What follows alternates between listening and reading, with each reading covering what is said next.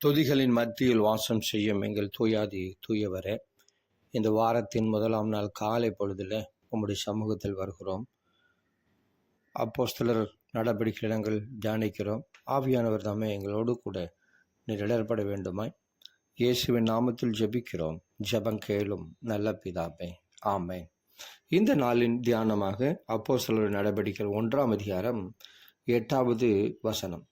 பரிசுத்த ஆவி உங்களிடத்தில் வரும்போது நீங்கள் பலனடைந்து எருசலேமிலும் யூதேயா முழுவதிலும் சமாரியாவிலும் பூமியின் கடைசி பரியந்தமும் எனக்கு சாட்சிகளாய் இருப்பீர்கள் என்றார்.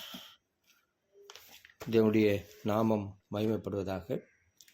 சீடர்களுடைய ஊழிய பணி குறித்த 4 முக்கியமான விஷயங்கள் இருக்கிறது.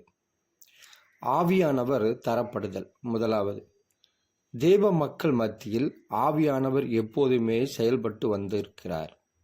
ஆனால் ஆவியானவர் இனி விசேஷித்த விதத்தில் ஊற்றப்படவிருந்தார்.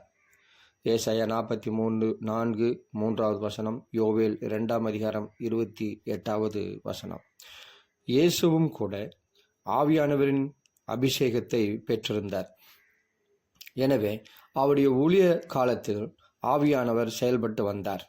லூக்கா 4ஆம் அதிகாரம் வசனம் 18-21. ஆனால் பரலோகத்தில் கிறிஸ்து உயர்த்தப்படும் வரை அதிகாரப்பூர்வமாக அவர் அருளப்படவில்லை. யோவான் 7:39, அப்போஸ்தலர் 2:33 வாசிங்க. இரண்டாவது, சாட்சிக்காரர்கள். சாட்சி சொல்வது என்றால் நேரடியாக பார்ப்பதை சொல்வதாகும். அந்த தகுதியை சீடர்கள் முற்றிலும் பெற்றிருந்தார்கள்.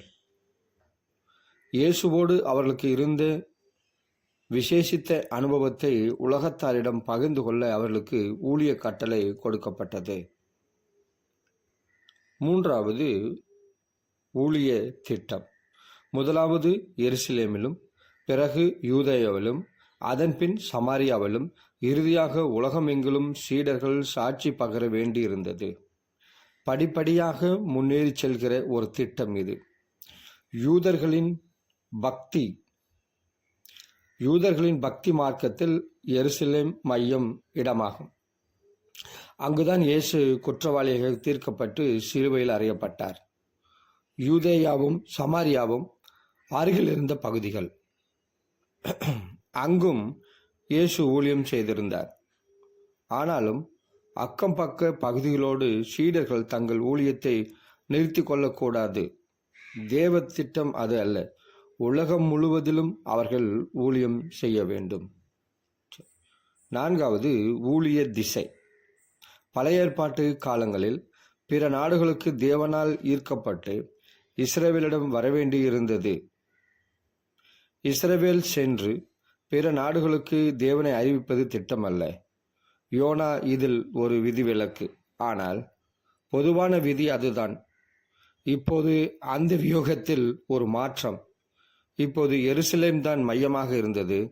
ஆனால் அதை மையமாக வைத்து செயல்படுவதற்கு பதிலாக உலகத்தின் கடைசி மட்டுமுள்ள பகுதிகளுக்கு சீடர்கள் சென்று செய்தியை அறிவிக்க வேண்டியிருந்தது. லூக்கா 24ஆம் அதிகாரம் வசனம் 44-48 வரைக்கும். உயிர்த்தெழுந்த பிறகு 40 நாட்கள் இயேசு சீடர்களோடு இருந்தார்.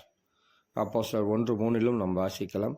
தேவனுடைய ராஜ்யம் பற்றிய சத்தியத்தை அதிகமாய் அவர்களுக்கு அப்போது விளக்கி இருந்தார். எங்கள் அன்பின் ஆண்டவரே, நாங்கள் உலகமெங்கும் சாட்சிகளாக இருக்க வேண்டும் என்ற இந்த செய்திக்காக நன்றி செலுத்துகிறோம். ஆவியானவர் தாமே எங்களை அப்படிப்பட்ட ஒரு நிலைக்கு வழிநடத்த வேண்டுமாய் இயேசுவின் நாமத்தில் ஜெபிக்கிறோம். ஜெபம் கேளும் நல்ல பிதாவே, ஆமென், ஆமென்.